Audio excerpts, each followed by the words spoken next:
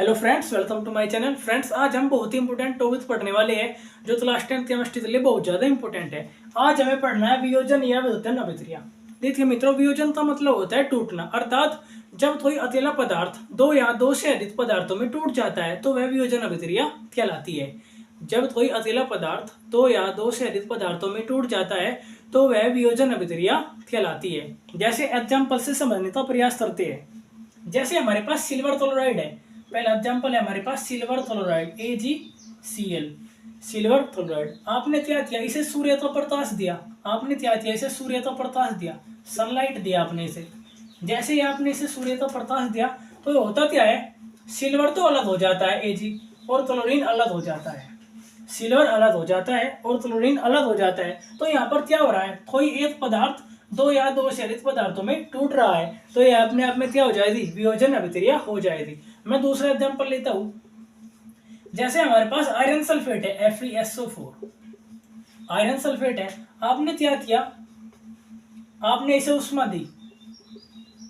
आपने क्या किया, आयरन सल्फेट तो उष्मा दी, ये भी उष्मा का साइन किया जाता है, अर्थात आपने आयरन सल्फेट तो गर्म किया। तो यहाँ पर क्या बनता है, यहाँ पर Fe2O3 प्लस का SO2 सल्फर डाइऑक्साइड और प्लस सल्फर ट्राइऑक्साइड बनता है। तो यहाँ पर क्या हो रहा है, अकेला पदार्थ दो या दो से अधिक पदार्थों में टूट रहा है, अतः यह अभिक्रिया हुई, अपने आप में वियोजन या विघटन अभिक्रिया हुई। क्योंकि वियोजन का मतलब होता है टूटना। जब कोई एक अकेला पदार्थ दो या दो से अधिक पदार्थों में टूट जाता है तो वह वियोजन अभिक्रिया कहलाती है। समझ पाए दोस्तों।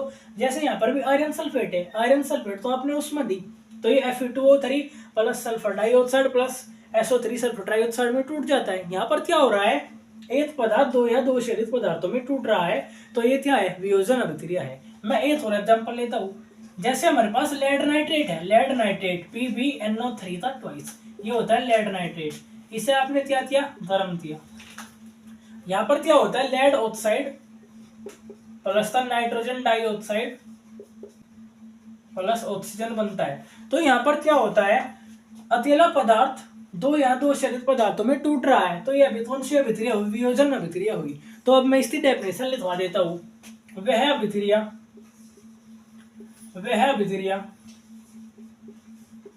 जिसमें केवल एक पदार्थ, वह अभिक्रिया जिसमें केवल एक पदार्थ दो या दो से अधिक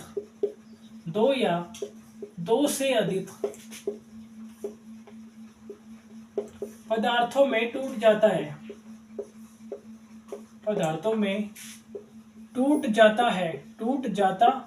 है, वियोजन अभिक्रिया कहलाती है। वियोजन अभिक्रिया कहलाती है। देखो अब मैं जो एग्जांपल ले रहा हूं। जैसे हमारे पास सोडियम क्लोराइड है NaCl, आपने क्या किया, इसमें विद्युत धारा प्रवाहित करी। जैसे आपने NaCl के विलयन में विद्युत धारा प्रवाहित करी तो यहाँ पर क्या बनता है, सोडियम और क्लोरीन बनता है।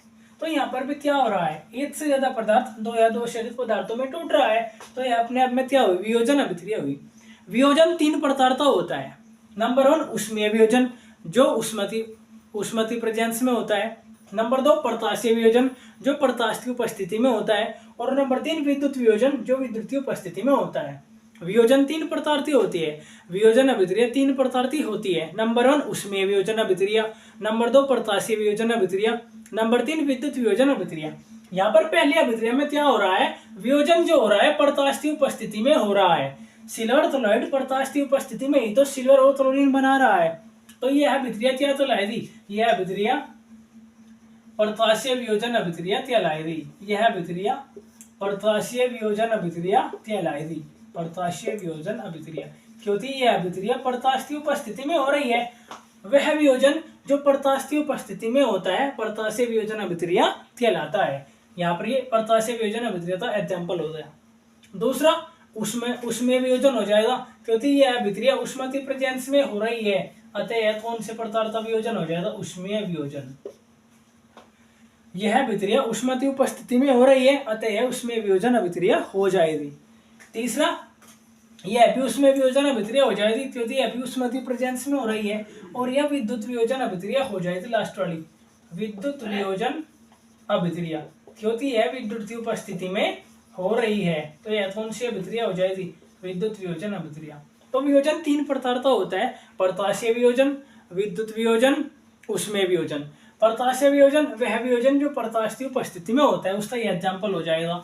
उसमें वियोजन का ये एग्जाम्पल हो जाएगा। ये क्वेश्चन पेपर में बहुत बार पूछा जाता है, सल्फेट तो तुरंत किया जाता है, तो आपको याद रखना है। उम्मीद है मित्रों आपको वीडियो समझ में आई होगी। चैनल पर नहीं हो तो चैनल को सब्सक्राइब जरूर करें। Thank you so much.